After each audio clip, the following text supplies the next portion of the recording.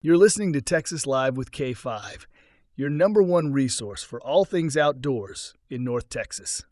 How's it going, guys? This is Texas Live with K5 here, Tim Kaiser. This is a new podcast that we've started here in the North Texas area, and we're going to talk about hunting, fishing, all types of stuff. So, anyway, I want to introduce my guest here, Dennis Gift. He's a really good friend of mine, big time hunter. Dennis, how you doing today? Good, good. Just I'm really happy to be here, Tim. Man, I bet you Yeah, are. yeah. Dennis does a lot of he's done a lot of hunting in his life. He's done a lot of fishing, and I just wanted to talk about some of that today. Tell us a little bit about yourself, Dennis. Where are you from? I mean, in a nutshell, originally from the great Pacific Northwest, but now a proud Texan. And from there, that was actually Washington State. And from there, Montana. And then life took me to Texas. Man, that's awesome.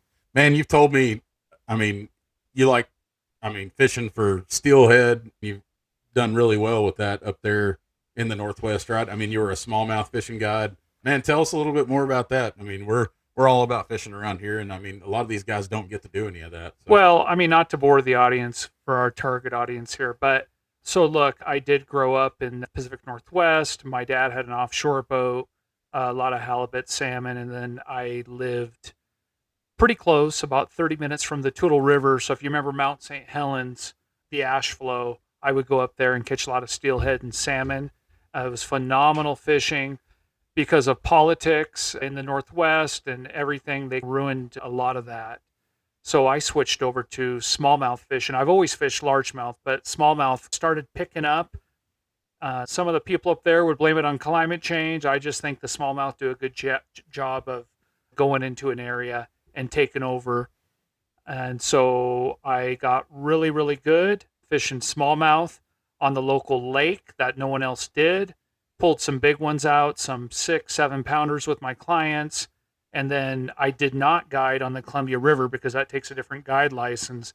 But I started fishing the gorge for smallmouth and had a lot of success up there. And so I switched over to that before life had me move to Montana. I was in my early 40s at that time, did very well. And there's a great smallmouth fishery up there.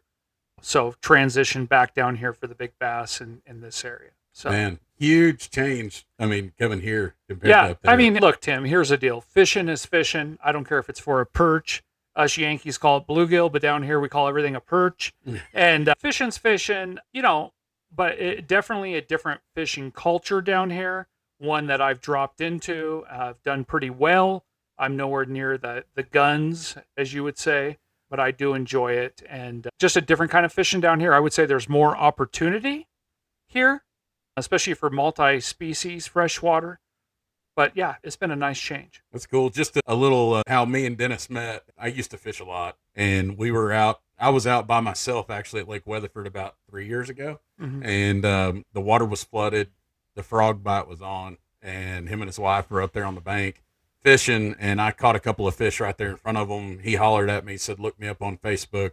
I looked him up and friended him on Facebook, and then I started seeing him catching some toads. So I gave him a holler and we started fishing together, and that was the end of it. And we fished a lot of tournaments together, had a lot of fun. We've caught a lot of crappie, learned a lot of this marine electronics and stuff, together. So it's been a pretty cool adventure, man. Yeah, for sure. So we love fishing, but we also love hunting. And I know you've hunted all over the country, hadn't you? I mean, outside the country a little bit. Well, I wouldn't say so much, abroad, if you want to call Hawaii broad, but, a lot of axis hunting over there, a lot of hunting the island of Lanai for free range mouflon. I was blessed to have a business and to be able to do that in my earlier years. And, it's funny, that's kind of how we got to Texas is I would either go to Hawaii, Florida, or Texas on hunting trips when I thought I was rich back in the day. And my wife fell in love with Texas, and this is where we decided to settle. So yeah, I've hunted a lot of places for sure. So what are some differences that you've seen hunting up there versus here? Well, I mean, I think the first thing you could start off with is let's start with Texas, the liberal bag limit of deer. I mean, look, a lot of places in Texas, what is it, 4 or 5 deer? The lot more game in Texas, right? Now, what you don't have in Texas is what we had there. What they still have, but it's actually tightened up a little bit, is a lot of public land. Maybe you can get on some Weyerhaeuser land, buy a permit. It's a little bit more wild. I mean, if we're being honest, it's a little bit more wild. I hunted a lot of bears up there at the time. I killed like 22 black bears up there. And I'm not bragging. I'm just saying, for instance, when you think of bears, you think of wild areas, right? For sure.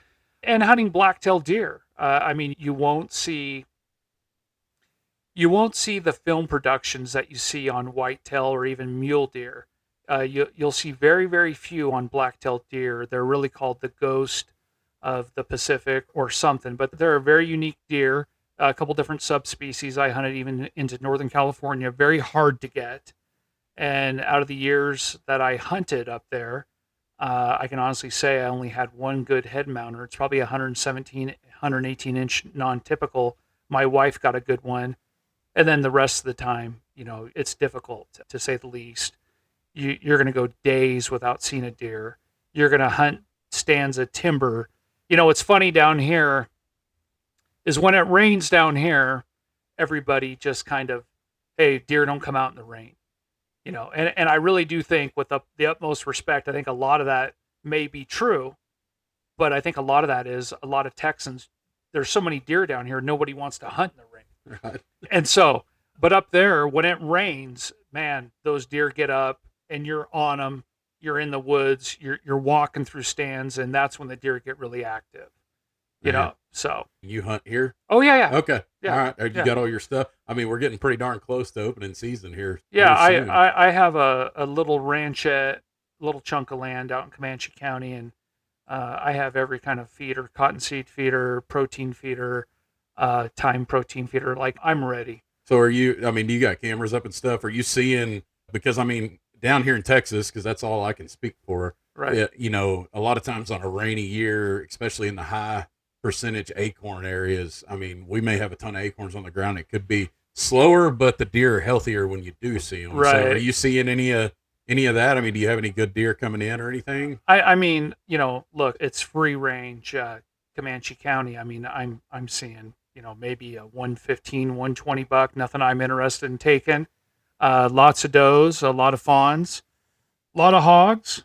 I've been shooting a few hogs every other week or so, but and some occasional turkeys, which I've harvested some turkeys off that land, which I really enjoy. And I think, speaking of which, turkeys in the rest of the country, people are like turkey addicts. Again, because it's so game rich down here, a lot of people don't even really get into the turkey hunting. I do. I travel all over the U.S. hunting turkeys, and to get a Rio is a big deal for a lot of people. Down here, it's kind of like, huh? Because and that's a compliment to Texas and the Texas Parks and Wildlife, that we do have this overabundance of game where people can be like, huh, no big deal, Right. So yeah, no, the turkey hunting out here can be phenomenal. Well, I remember when you and I first met, you said, "Man, you're ready to go turkey hunting." And I looked at you kind of crossways, and you said, "You don't turkey hunt?" I said, yeah. Only if they come out during deer season. Yeah. So. No. And again, circling back to your first question, I think we're blessed to have the overabundance of game down here, and I think the management down here is excellent from where I came from. Man. The weather isn't better up there. The politics definitely is not better. If you want to get a Roosevelt elk or a blacktail, that's where you got to go. Yeah. If you want to hunt black bears, there's an overabundance of black bears up there, kind of like the pigs down here. So, there's definitely an opportunity here, but definitely the quality of life, the fishing overall, I think we're better off to be in the great state of Texas for sure. 100%. Yeah. I agree. Yeah. Everybody always asks me if I want to go somewhere else, and I tell them I haven't lost anything there. So Yeah. We'll be right here in Texas. Yeah. And the sun's out every day, and it's we can dress like we're on vacation. I still have the the Yankee Birkenstocks. I have a hard time breaking those because they're so darn comfortable. Yeah. But no, I love it here. Yeah. And so That's awesome. All right, guys, I got Dennis Gift here. You're watching Texas Live with K5. So y'all stay tuned. We're going to take a small break, and we'll be right back. This show is brought to you by K5 Trolling Motors and Electronics in Weatherford, Texas. If y'all need a trolling motor worked on, if you need to buy one, if you want to get those electronics upgraded, give them a call. They're open Monday through Friday from 9 to 5, 817-757-9915. Welcome back to Texas Live with K5 here. I've got a really good friend of mine, Dennis Gift. We're just talking about fishing, man. It's awesome. We both love to fish. We love to hunt. Man, tell us, how's the fishing been? Have you been? Well, I mean, this year has been particularly hard for me, knowing that I have to make some changes on what I'm doing here from the last couple of years of fishing. This has been a different year for me. Have to get used to sizing down, maybe do some more finesse or Japanese style of fishing is what I'm finding success on. But definitely not like not like 21 or 22. It seems like, which I don't get to go as much as I used to. I used to be a pretty hardcore tournament angler, was on the water all the time. I mean, you and I have won quite a few working men tournaments together. But it seems like each time that you and I get to go, it's just tough. And if I go, it's tough. And I just didn't know if it was just me because I hadn't been on the water. No, and I think, as you even run into strangers at the tackle shops and stuff, everybody's saying it's tough. Okay. Yeah. Well, I mean, I wonder if I've noticed in the past, living here my whole life, that if we have a year where, a couple of years where we're drought, pretty bad, the lakes are low, and then we get a ton of rain, it just scatters the fish. Yeah. And then, you see a lot more forage. I don't know if they're just not hungry. Is that what's going on right now? I mean, and I'm noticing a lot more bait fish too. But I mean, look, fishermen make up excuses. There's still guys out there killing it, and I'm not one of them, for the record. So, yeah. Man, but I mean, when you and I first met, we were smashing them, dude. Yeah. It was awesome. I mean, I'm telling you, I bet there was, and Dennis likes to fish a lot at night, and I bet you nearly every weekend in, what was that, 21? Yeah, 21. Probably every weekend, this dude probably had a 25, 30-pound bag with his best 5 fish. And right. Tell us a little bit about that. Like, how are you? Well, I mean, in comparison to now, like, what's changed? I don't understand. Well, I mean, back then it seemed like they bit a Texas rig worm. I was fortunate to be on the front side of the technology. I mean, Tim and I kind of got a hold of LiveScope. I don't know how many years it was before that, but Tim's real technical, and we figured it out, and he hooked it up. I happen to have a center console, an old man boat. I'm 50 years old, so I guess the shoe fits. But my particular setup has what's the brand of it? It's Beat Down Outdoors. It's their breakaway pole. Yeah, breakaway pole. And so when I'm running the motor, you can kind of twist it or whatever. And I started to figure it out. Excuse me. Started to figure it out. Really deadly on crappie, obviously. And really started, I mean, I think, I wasn't with you, but y'all pulled a lake record on that one lake on using the LiveScope and spotting them and really getting into it. So that was a real game changer. I kind of picked up on it. I guess being ADHD, self-diagnosed, I really am into the screen and the fishing and the forward-facing sonars. And really kind of started doing some deep water fishing for stripers and largemouth and fishing summertime 25, 30 feet. Kind of took some Yankee techniques, kind of threw some flutter spoons, kind of maybe side drifted some Cincos into where the big boys were. And that's when we started really picking them up, Man. And I think that was a game changer for me personally. Man, so, we have just thumped the crappie. We're getting closer to that season. I mean, it's yeah. When everybody's deer hunting, and that's a funny thing. I got to throw a jab into the Texans here. It's funny because I would never think that crappie's that big, but I would almost argue that crappie fishing is as big as bass fishing, taking the tournament guys out of it. Just for everyday fishermen, people down here love crappie, and I thought it was kind of a joke because I live right above Lake Weatherford, and I seen this little shack out there, and I kind of figured out that, hey, this crappie's a serious thing. And when I told people, I don't like to eat crappie, those were kind of fighting words. Absolutely. Yeah. And they're like, what? And so, now I tell them, oh, I love crappie, even though I probably prefer sea bass or lingcod or not salmon. So, right. Yeah. No, it's just funny because what do we have down here? I mean, if we go down to the coast, we can to catch saltwater fish and have snapper and stuff. But I mean, crappie is and crappie is good. Crappie's a delicacy. Well, us, it is. Man. I mean, in the times that you fried them up, for me, I mean, I really enjoy them, and they are good. They are good. So, but I always give them away. So much fun to catch though, and I think the forward-facing sonar technology has just. I mean, Tim, man, I think it changed the game, and I think if you're going to be competitive on these tournaments, I think there is a time to turn it off and just pound it out, just like you do with your frog or whatever. Do the magic that you do with that, but. I think a lot of times, especially in tough conditions, if you just slow down and just focus on, what you're doing, I think people are going to find success.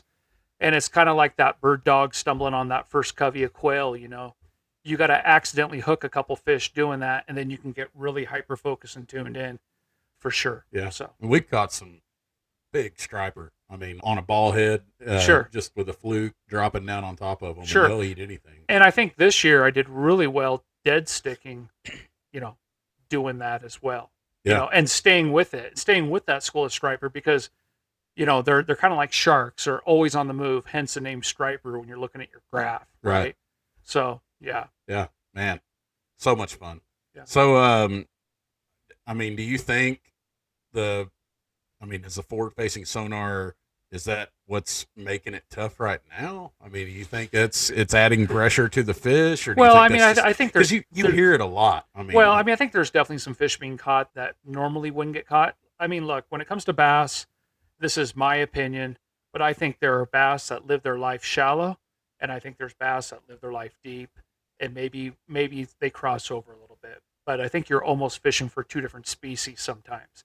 And I think those big, deep ones, obviously they all go shallow to spawn and stuff. But I mean, they have their preference, just like we have our preference.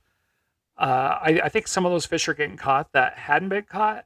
But look, with the population of bait fish and how good we manage the fish down here, I think it would be. I just don't think. I can't let myself think that forward-facing sonar is affecting the fishing. I think it's just like hunting. We need to look at habitat. Either really, really good habitat, and I just don't think our lures look as good to them as that live shad. That's my opinion, and I think I'm right. So, I 100% agree. Yeah. I mean, what did we grow up doing? Fishing with minnows. Go get a bucket of minnows, go get a night crawler, put it in the water. Sure. Let's change gears a little bit and kind of go back to hunting because we're basically right here on dove season. Up. So are you a big dove hunter? Do you like hunting birds? I mean, I know you mentioned quail. Well, I've shot a lot of birds, pheasant, wild pheasant up in Montana, wild pheasant eastern Washington, down to eastern Oregon. And, Tim, I'm having a hard time on this dove hunting because if I don't have my hunting dog with me, and I'm sure you can take a hunting dog, I just don't feel like it's hunting. So me personally, I'm probably going to pass on most of the dove hunting. I've done it. I enjoy it. I get a kick how the dove hunting down here, I shot a pile of doves last year with some friends of mine, and one of the gentlemen were like, I'll go to the store and get some jalapenos, I'll get some cream cheese. And man, when it was time to eat, I walked up and I seen these beautiful pieces of bacon. Looks like you cooked them in the oven. And I threw them in my mouth and was like, when are we going to have dove? And they're like, the dove's already in there, So, no, I think it's great. I may or may not go out, but out of all the bird hunt, I think it's hard to beat pheasant and quail. Yeah, for sure. Absolutely. Yeah. And we used to, my wife's family's real big into the quail hunting scene and everything. But last year, a really good friend of mine invited me. Remember when he invited me to go to Kansas? Man, hunting wild birds compared to pen raised around here. Yeah. Insane. Yeah. I mean, I loved it. I loved it so much that, I was dead set on I'm going to get a dog. Yeah. But it was a blast. We went and did some goose hunting too. And I'm looking forward to going back this year, man. Have you ever done any kind of waterfowl? You like Oh, waterfowl? thousands. Okay. Sea duck. I mean, I grew up. Yeah. I Okay. mean, I can't hear out of my right ear very good because of it. A lot of huns and stuff. Thank God for these microphones. But no, I mean, I love bird hunting, but you can't have it all. Yeah. You can't have it all. So. Absolutely. Mm-hmm. All right. Well, we're going to take a little break. We'll be back here in just a few minutes. You're watching Texas Live with K5. Welcome back. Man, Dennis, I really appreciate you coming on. Oh, yeah. Hey, it's my pleasure. It's funny, Tim, because I don't really know if I bring much to the table, but this is the first kickoff. This is the kickoff of kind of what we're doing, what it's going to look like. Yeah, absolutely. And if y'all have any kind of subjects or anything that y'all want to talk about, you could feel free to email me at k5trollingmotors@gmail.com. We're, if you're a guide, local hammer, if you have a bait company, it doesn't only have to be about hunting and fishing. If you've got something that you feel passionate about, reach out to us and we'll get you over here in the studio and we'll talk about it, man. Yeah, I mean, for Dennis, sure. like I said, Dennis is a really, really good friend of mine. He says he doesn't have much to bring to the table, but dude, I'm telling you, he's got a ton of outdoorsman knowledge, and that's why I just thought we'd bring him on. One thing to keep in mind too, we were talking about the live scope and everything, and I just want y'all to know that you heard the email address, K5 Trolling Motors. I am the owner of that company out here in Weatherford, Texas. If you're interested in upgrading those electronics, give me a call. 817-757-9915. We're an authorized service center for Minn Kota. We are an authorized Lowrance Ghost service center. We will be certified with Garmin, working on their trolling motors come December. We've been through all the National Marine Electronics class stuff. Actually, we'll be an advanced installer come January. So if you have any questions, that's what I do. I mean, I've been a tournament angler for basically ever since I turned 18 years old. I started fishing tournaments, and it's a passion of mine. Most guys keep up with football. I keep up with bass fishing.